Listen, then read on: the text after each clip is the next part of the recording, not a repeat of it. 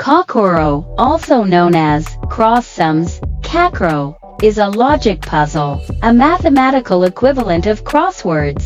The puzzle consists of a playing area of filled and empty cells similar to a crossword puzzle. Some black cells contain a diagonal slash from top left to bottom right with numbers in them, called the clues. A number in the top right corner relates to an across clue and one in the bottom left a down clue. The objective of Kokoro is to insert digits from 1 to 9 into the white cells to total the clue associated with it. However, no digit can be duplicated in an entry. For example, the total 6, you could have 1 and 5, 2 and 4, but not 3 and 3.